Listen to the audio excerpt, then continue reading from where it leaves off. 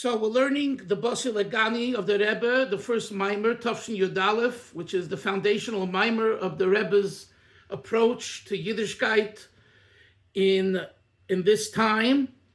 This time, I mean, from his 1951 on, 1950-51 on. And what we learned in chapter 6 was a very interesting idea, that the Frierdiker Rebbe, in his mimer, that this mimer is based on and analyzes, he says towards the end of the mimer, that's why in the Mishkan, the boards were made of atze shitim, of cedar wood. And shitim comes from the word shtus, folly, silliness. Because the idea was to transform the folly and silliness of the world via the Mishkan.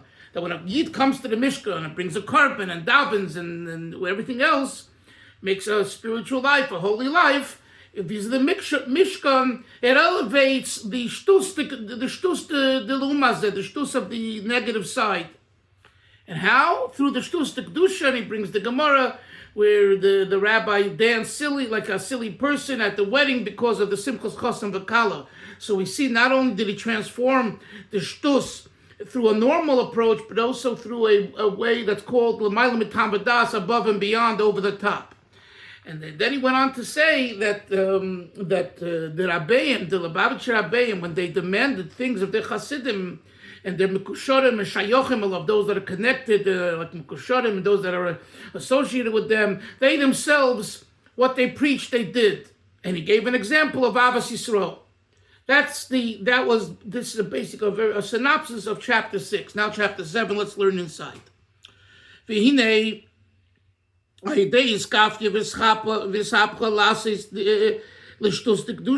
through subjugation and transformation of converting the shtus of silly and folliness to kedusha. We fulfill the purpose of creation. As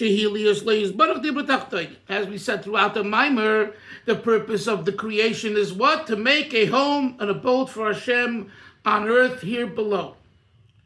And this is the way, and this is why Hashem says, I've returned to my garden. Now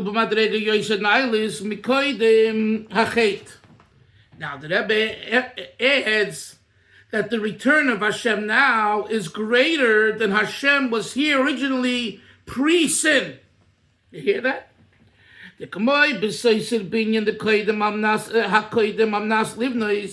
Someone who destroys a building for the purpose of rebuilding it better.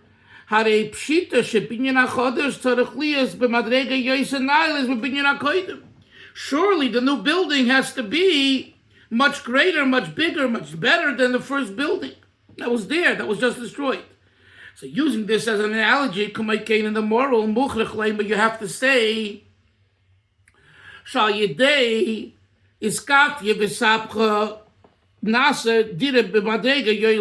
that through the subjugation of the folly and the transformation of the folly on the earth, the home that we make for Hashem now, post-sin, is greater than the home we made for Hashem pre-sin.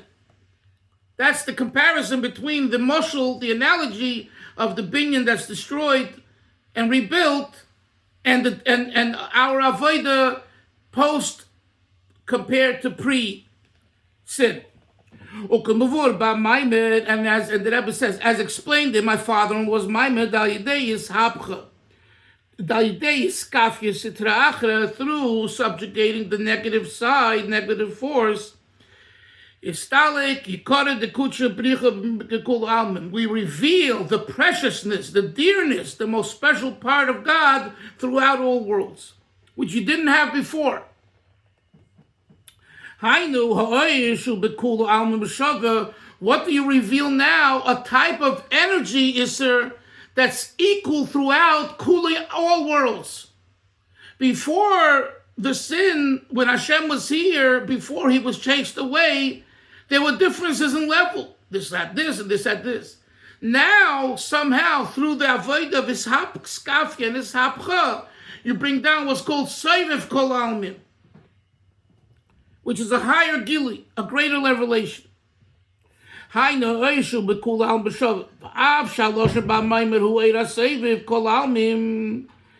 the Rebbe is going to analyze the term that the previous Rebbe uses. What does he say there? You draw down now oir, an energy, hasayviv kol almim, that surrounds all worlds. Mikol mokim, nevertheless, yefshar le'mashak kavonu hu shenimshich eshu begeder ha'elamois. The Rebbe says you cannot say that this means that when you draw it down now through making a home for Hashem is an energy of Hashem that is within the realm of the worlds, just that it encompasses them.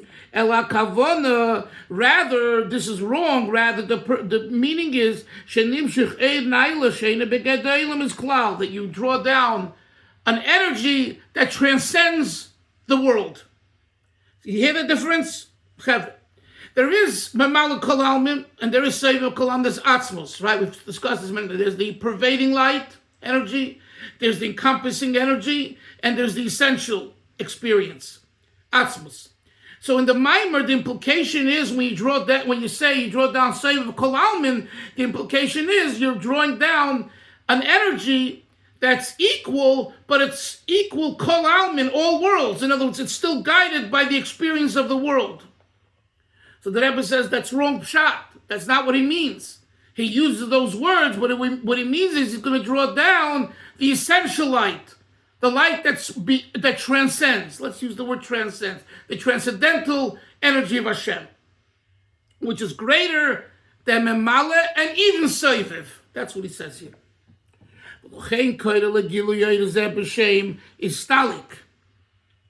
Says the Rebbe, that's why my father-in-law chooses the word istalik. It's a quote from Zohar, but he uses it in this context. Istalik literally means to remove, histalkut. So if we're talking about drawing down, accomplishing through our avodah, the drawing down of godliness, why do you use the word stalik? Says the Rebbe, specifically because of that. And explains. Okay, right? In other words, it's such a great energy that from our perspective, it's not here. It's istalik. But the truth is, it's all here. From our perspective, it's not here because from our perspective, everything is in a box. Everything has its condition. So if that's the case, then it's limited to the condition. But the truth is, what we're learning is that the difference between the pre-sin and post-sin is that post-sin, through our avodah, we draw down the transcendental light. The transcendental light is all here because it's all about Him. When you talk about an energy that depends on us and the worlds, then there's a little more, a little less. So you can't say it's all here. It's here as much as the world wants it to be here. But when you say the energy begins with Him and is all Him, has nothing to do with us. So if He decides He wants it to be here, which He did it because He says, I like your avodah, I want your avodah, I'm here with you. That's the meaning of istalik.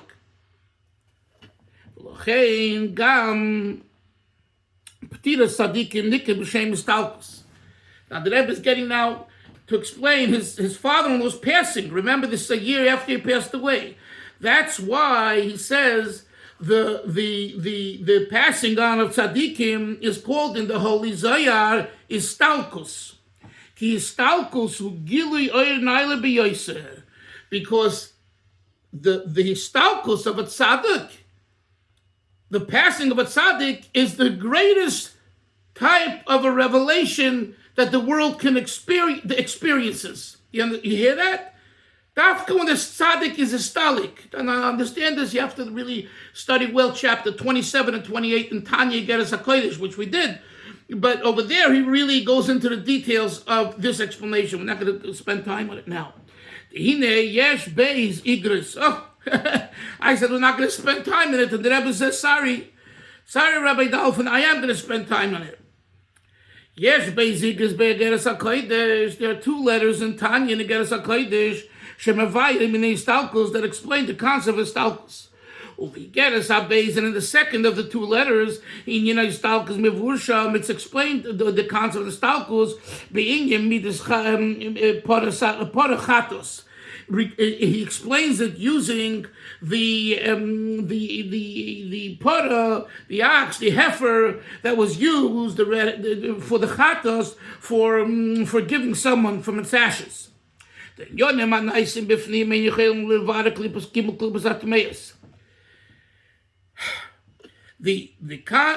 things that were made within the area. Right, there is different areas. There were different areas in the Mishkan and the Mikdash. So if it was that area that's called Pnim, it didn't have the power to refine things that are completely contaminated spiritually, called Gimel Klim Sameis Kiyim. Hanasa b'chutz davke. You needed the potion coming from the ashes of the red heifer. That where was it made? It wasn't, you didn't make that. The process was not made by the Kohanim in the Pnim. They had to do it chutz, outside of the Pnim, of the Kodesh. Right? There's the Kodesh HaKadoshim, there's the Kodesh, and then there's the Chayil, right? There's the outside, the Azara. So it had to be done over there. Pora hanasis b'chutz. And he quotes the Mishnah. The heifer, the red heifer that was made, the process to use its ashes and all in the potion, it was made bachutz dafke, specifically outside. If you weren't allowed to make that inside. And the Gemara says, the Gemara compares the passing of tzaddikim to the making of the ashes outside. 1 second. Now we don't have a red heifer. Because since we sinned, we transgressed, Hashem said, therefore you are exiled from your land, from Eretz Yisrael. Hashem says, I'm not going to leave you empty-handed. You're going to have a chance to experience the Para Aduma, the greatest purification process, even for Gimel Klippus Hatmeyas, vis-a-vis the passing of tzaddikim. Wow. The passing of tzaddikim is analogous to the making of the red heifer potion to purify someone from the worst sins. That's a phenomenal concept. It says, so regarding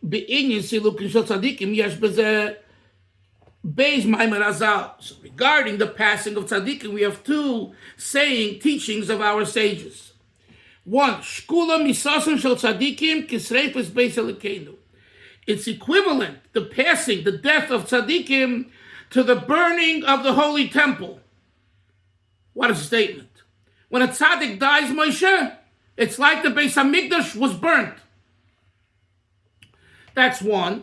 Number 2, kosher silukim tzaddikim.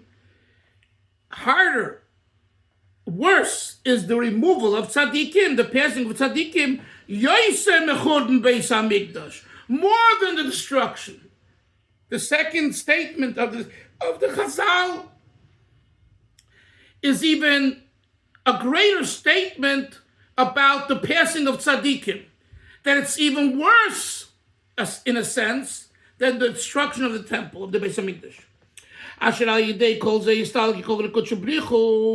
So, through the histalkus of the tzaddik, we have the revelation of the dearness, the preciousness of God.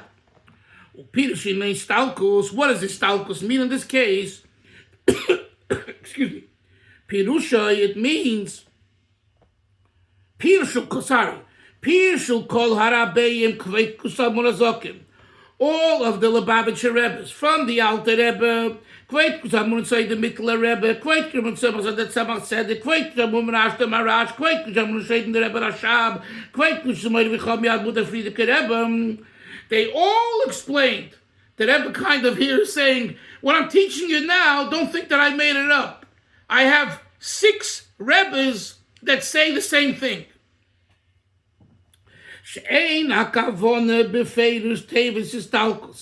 That the meaning of the word histalkus, of removal, passing on,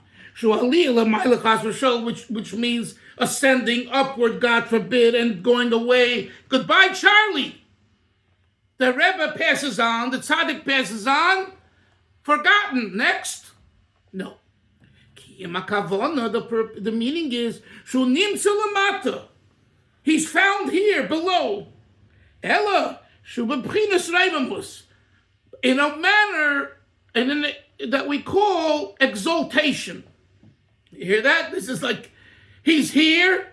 He's here. The tzaddik is here. By the way, this is for all tzaddikim. This isn't just for the Lubavitcher Rebbes. The Rebbe is explaining here the concept of what Chazal say, that based on the Zohar, that the stalkus of a tzaddik means that he's here somehow below, but in an exalted way. And this is what is demanded of us. All of us, of the 7th generation, we are the 7th generation to the Alter Rebbe. Now you understand when the Rebbe says that, what does he mean? The Friedrich Rebbe was only the 6th generation from the Alter Rebbe.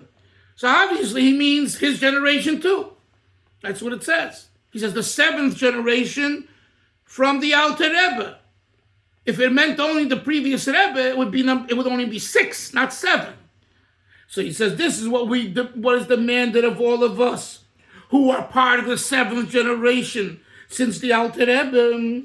And we learned earlier in the Mimer that all 7ths are most beloved. When the Rebbe said these next few lines, he cried bitterly. He was crying, he choked up, he couldn't talk. Because it's like he's talking about himself. Because he's the 7th Rebbe, the 7th generation.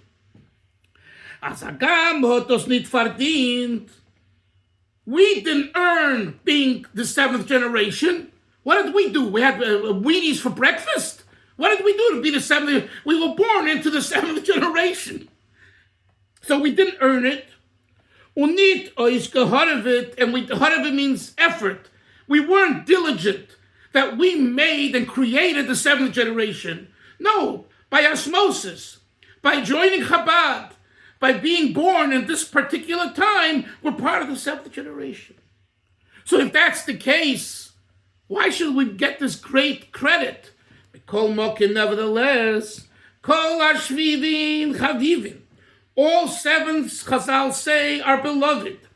Look at the next line, because this is the modus operandi, this is the mission statement of our generation. If you want to know where the Rebbe got his mission statement, it's right here. The activity, the job of the 7th generation is lahamshich hashchina lemata mamish. It's to draw the Shekhinah, the divine presence, below, and he adds the words mamish, in actuality. Not in a dream, a fantasy, a wish, but you have to work hard to draw the Shekhinah down lemata. To do what? To transform the silliness, the stupidity of the animal drive. Every person knows the foolishness that he is involved with. And every person knows that he has foolishness. Und dem Koch von Nefesh Habamis was hotos. And every person knows the passion that he has of the nefesh habamis, of the animal drive and desires and lusts and indulgences that come from the animal drive. Unefsher amon noch niederike.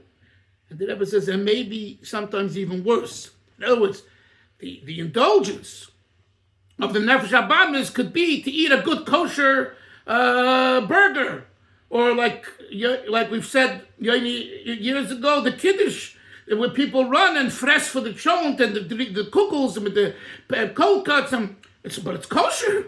It's kosher, right? It has a hechsher. It came from the badats and the bells and the chazam sofer, and it came from every hechsher you want. But meanwhile, you're freshing like an animal. That's one type of indulgence. But the Rebbe says the chas v'sholom could be noch erger, noch didrike, where you indulge nebuch in things that are forbidden. So from all of this, we have to change all of this to shtus kedusha, to folliness, to a holiness expressed in shtus kedusha. Shtus kedusha has no. You'll say, "What's shtus kedusha?" Chaim says, "What's shtus kedusha?" For you, your shtus kedusha is different than mine. Maybe for someone to go out in the middle of a snowstorm in a blizzard and to go and help people with their cars and things, it's like shtus kedusha. You're going to get sick. You might get run over. V'chulu v'chulu. Wants to help a yid. He has a need to help. Whatever. That's for one person. Another person has shtus kedusha. I was reading yesterday an article that was in the Mishpacha magazine. You might have seen it just this week. They discovered a new holy caver to go to in Freehold, New Jersey, 15 miles from Lakewood. Someone named Rabbi Klugman, I think, and he was a vagabond. He mamished the way it's described, if it's all true, which it seems it is. He was a vagabond. He was dirty, smelly, completely disheveled. Yet, when he Nebuch was killed in the Pennsylvania station or something, he got hurt and he was killed. They found him with a Tanya and a Gemara. And then this writer, Brennan, who used to be from, became a maskil, came to America, and somehow he found him and he just latched onto him and he went to him in Freehold or Lakewood, whatever. I'm talking about 1912, 1914, talking about over 100 years ago. This is a real story, Chaver. This isn't, according to what I read, with details. Because he did a 4-part series in the Yiddish paper called Der Tug. And when he comes to him originally, he says, I would like to speak to you. He says, get away from me, you lowlife, get away from me. So he says, I want to talk to you. I want to help you. Maybe you need some food. I don't need anything. Go back to New York City where all you sinners live. Leave me alone. Okay. And so a little while goes by and somehow he finds him in a shul, sitting and learning. And he goes over to him and says, I really want to talk to you. Would you let me talk to you? And somehow he opens up. He says, okay, what do you want? He says, I want to know, who are you? What are you? And he finds out that he came from Russia, came from Chabad lineage. I think his wife was from Vitebsk, which was a Chabad enclave. But again, it doesn't say. But that he was found with a Tanya, that's part of the story. When he found him dead, he had a Tanya with him and he had a Gemara with him. That's a fact. And he goes on to say how he came to America with his 2 daughters. He had 7 children. His wife didn't come with him originally. And his 5 kids, and his 2 came, and they live in Manhattan. But he sees them twice a year, and they want to give him money. He barely takes anything. He says, I don't want any part of it. You're all indulgent and sinners. He says, I'm going out. And where are you living? He was called in the forest. And he was called the man of the forest, the Wald. The Wald, Brennan calls him the Waldmensch, the forest man.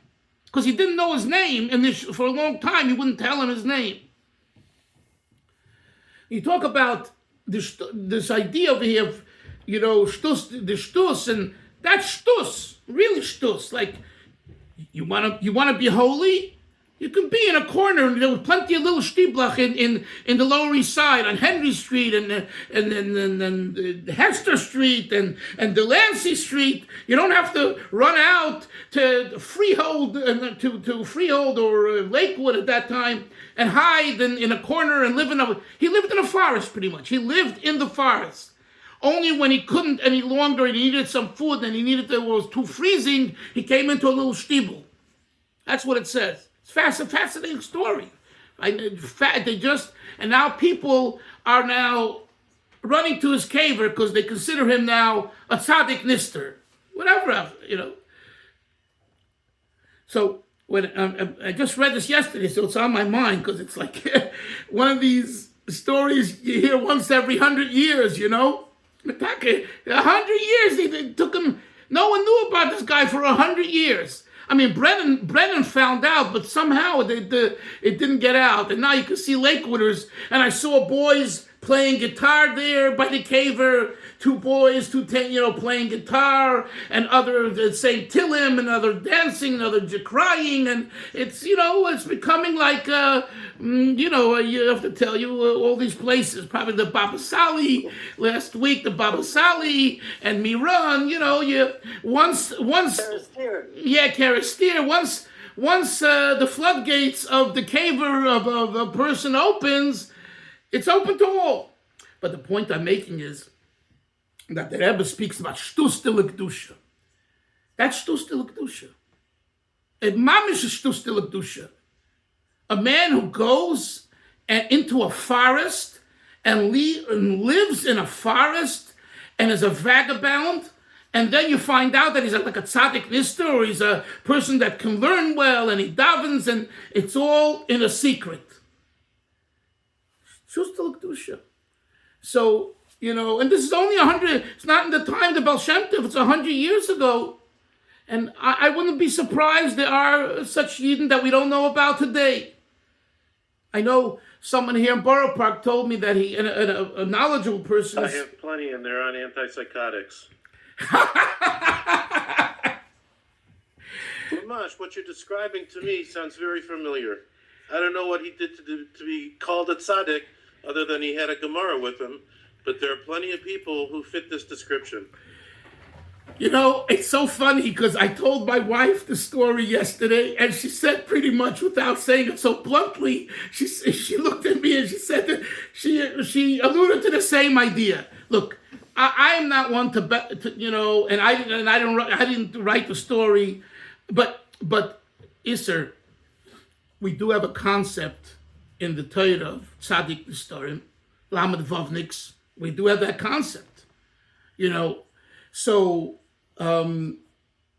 if you're arguing that every single weirdo that seems weirdo is needs medicine, I mean. No, but how do you know? How do you know? Okay. I actually had this conversation at Shabbos. How do you know who's a Navi and who's a schizophrenic? You're right. We don't have. But back in the day, how could you tell the difference? How can you tell the difference? Only by knowing them. Only the person. If the person lives with them and he really, checks them out and hangs out, and then he can know if he needs medicine or not, or it's emunah, one of the two. And yes, listen, when I was in Eretz Yisrael years ago with the Dibuk and David Batsri of Yerushalayim, who was doing exorcisms and all of that, he was accused by many, like you said, and then I went to see him. I spent 45 minutes in a conversation with him.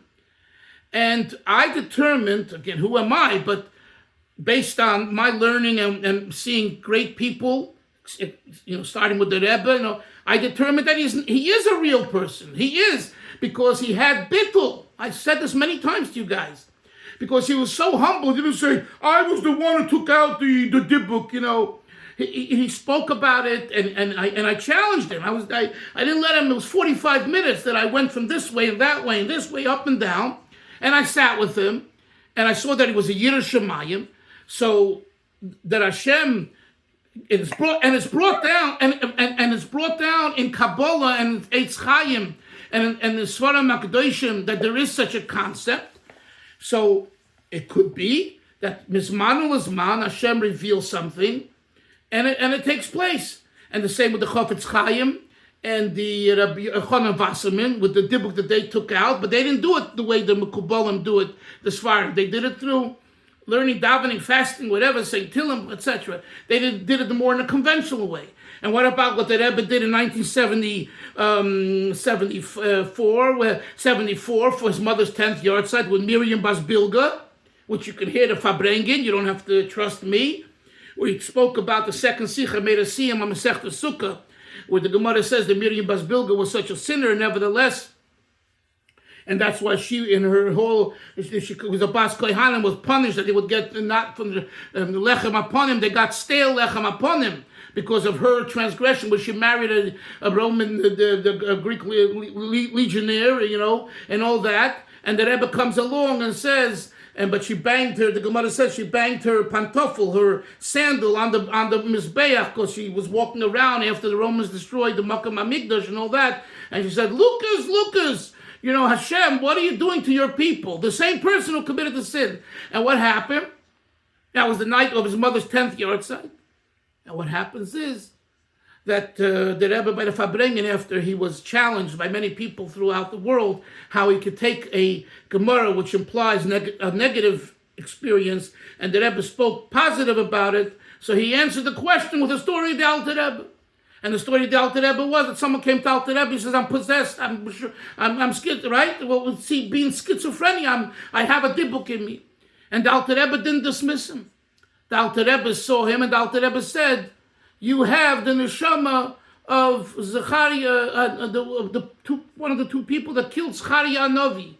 Zechariah was about to say a nevuah against the Yidden who was sinning, right? And one guy got up, two people got up, and they stabbed him, they killed him. Zechariah Novi is buried over there outside of Yerushalayim, in the Silwan area over there, right? I think so. Anyway, right? So the Alter Rebbe said, your neshama is a gilgul from that person. And as soon as the Alter Rebbe told him that, the dibuk flew out, the person became normal. That's the story. The Rebbe said it. I wasn't there. So we Chassidim felt that the Rebbe that night unleashed the soul of Miriam Bas Bilga from her 2,000-year gilgul dibuk for being a sinner. And that's why he changed the pshat in the Gemara from negative to positive to release her. Can anyone prove that to you? No one can prove it to you. But then he said that the question was asked and the story was told. And he made it see him on Masechta Sukkah, yeah. So if you believe the Lubavitcher Rebbe is a tzaddik on that level, that he sees and you believe it, and if not. So that's the answer. It's not, and this is just for another moment, because I'm glad you brought it up. Shtus the Kedusha is not normalcy. That's the whole idea of Shtus the Kedusha. Otherwise, it's Kedusha. A mitzvah is Kedusha. Torah studies Kedusha. What does it mean, Shtus the Kedusha? Shtus the Kedusha means something that seems very silly, very, stupid, very ridiculous. For, like the Gemara says, a Tana should come to a Simcha and juggle women on his hands. It's a Gemara. That's what it says. It's the most unsneous, unmodest thing that could be. And the Gemara says. And then the Gemara says that after he passed away, there was a fire separating him from the other sages because of what he did. So the Gemara is saying that his shtus is good.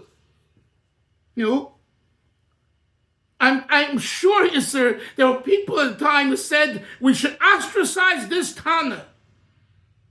The most unsneous person that can be. And we'll leave it at that without graphics, okay? Everyone can imagine, the accusations of this Tana doing this in public at a wedding. Just let your mind think for 1 second and you'll have a picture right there, right? And the Gemara says just the opposite. And the Gemara says that the fire separated him from everyone else. There's a concept of Shtus Kedusha. So why can't it be, Isser, that this Yid who was in the forest, he knew that he can live in Manhattan. He had 2 daughters in Manhattan. But he decided that, the people are just living with Gashmias, and he doesn't want to have any part of it. So he goes to an extreme. It's shtus. I don't know if he's a tzaddik. I'm not saying that, but I'm saying the concept to me is a possibility. That's all. Are there others that need medicine, like you said? Absolutely. When I was in Marin County, there was a woman who married a non-Jew, and somehow she became friendly with my wife and I, and she had, I think, schizophrenia, and she's had visions, and she came to talk to me quite a few times. And I didn't dismiss her. I said at some point, let's write to the Rebbe a letter, because I felt that although it sounds cuckoo, it's like, take some medicine and you'll calm down, which it seemed like she did need. I did write to the Rebbe. I had her write to the Rebbe. And the Rebbe answered her. The Rebbe didn't call her a kook, and the Rebbe didn't dismiss her. The Rebbe said, study the Kitzur Shulchan Aruch, live a life of Torah and mitzvahs, and Hashem will bless you that these things will go away. That's all. I don't know what happened. I lost touch. In fact, I'm still trying to see if she's alive and where she is. But, there are experiences that do lead to a breakdown. So what I'm adding now is there is another point, and I'm not an expert in this, but it could be both are true. You need medicine, and at the same time, what triggered it is a very lofty experience that's beyond the kalim, and you flip out.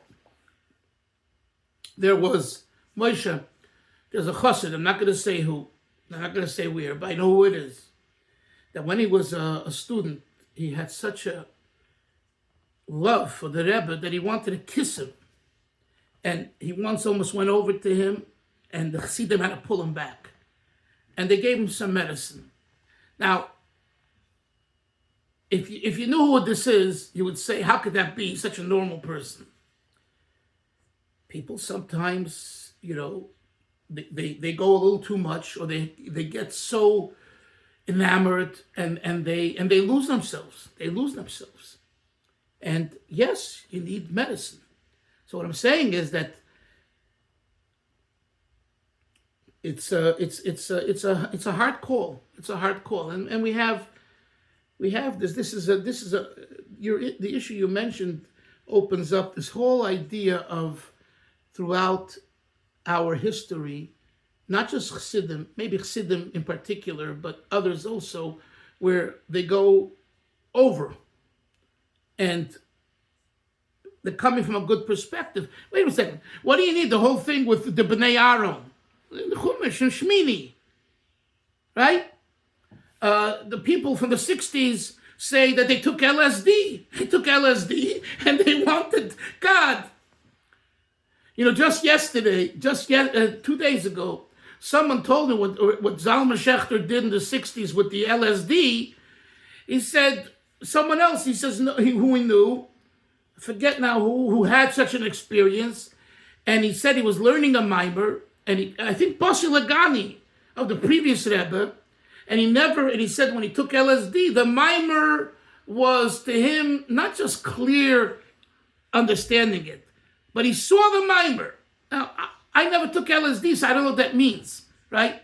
But what I'm saying is that it could be a certain substance removes the blockages of the mind, and if you're in tune with a certain idea, it could be that you have an experience, but it doesn't mean that that's what Hashem wants, and it's al-pi. Okay? Or let's talk about the Gemara and Megillah that the Rebbe spoke about and explained. Rabbi and Reb Zera, right? He gets him drunk. He gets him drunk on Purim, And he ends up wanting to shecht him, or he shechts him. And how you explain that, okay, but I'm just saying that whole concept is like, it's a Gemara. And the Rebbe, spends so much time on not only the Rebbe, say for others, but the Rebbe really put into a very nice explanation. He uplifted him to a higher level. What are you uplifting him? He's not at that level. The answer is, there's a concept of shtus still kedusha. I can't say more.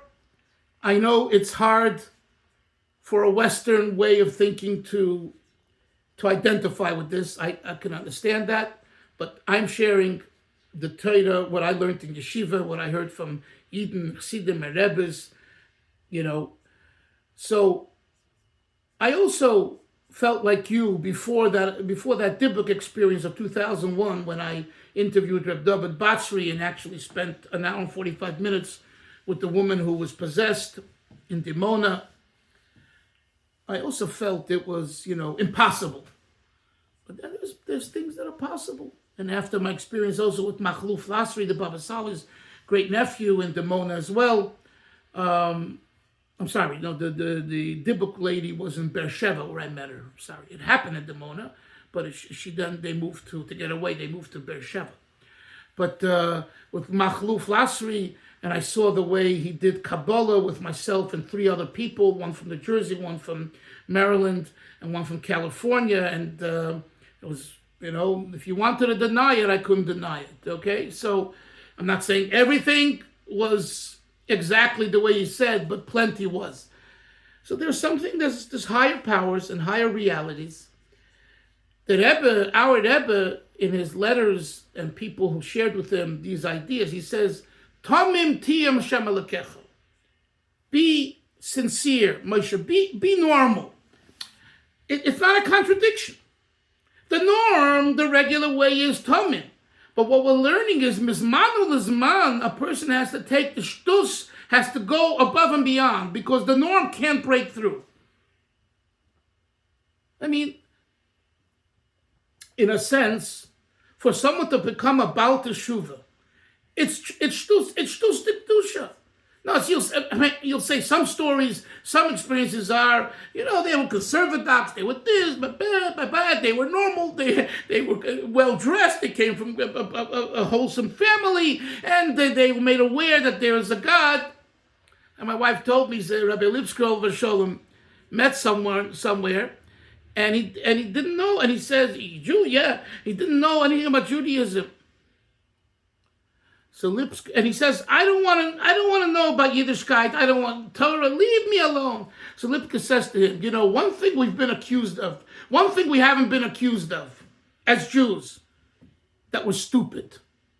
You want to be stupid? Anti-Semitism, this, that. But we're smart people, right? But you not checking out what your heritage is. You're stupid. He told him that. And we've never been accused. That line that Lipsker threw at him made him become a Baal Teshuvah with family and grandchildren all from today. Sometimes you have to go for broke, Hillel. You got to really, ride high and do something out of the ordinary. Calling someone stupid is not normal, right? Is disgusting. It's like, that doesn't mean Lipsker always called people stupid. He didn't. But in that case, he needed to really give the guy a jolt. He tried other ways. So when we talk about, Bali Tshuva, the stories, of people who didn't come from a wholesome family and didn't have the normal experience, and all of a sudden they changed their life. They all of a sudden give up everything. That's a shtus. It's a shtus. The Rebbe had arguments with parents in Yechidus about not pushing their son or daughter to go to college, especially the sons. That's shtus. What's so bad to go to college, to become educated? Well, maybe, the atmosphere, not maybe, the atmosphere, whether it's heresy of Berlin those days, or even the apicursus in America in the early days, and then the girls and the boys and the mixing and assimilation and all that. And the Rebbe says, let your son learn in yeshiva. No. He would fight with parents. In Yechidas, fight. He would argue with them. And some gave in, some didn't.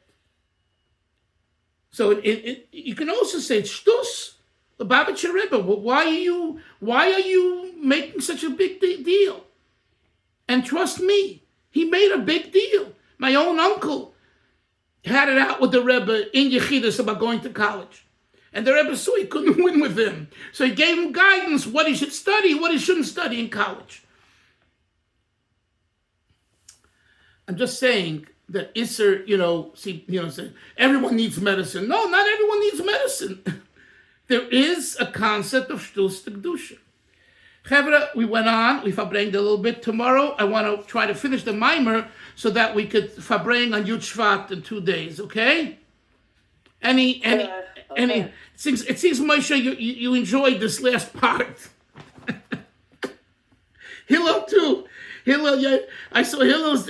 Hillel, you're a social worker, so you have many people maybe who. Hillel's probably got a lot to say. Yeah. Good for business, Rebbe. It's good for business, this class. Baruch Hashem. Zayt, see everyone tomorrow. Take care. Have a great day. Bye-bye.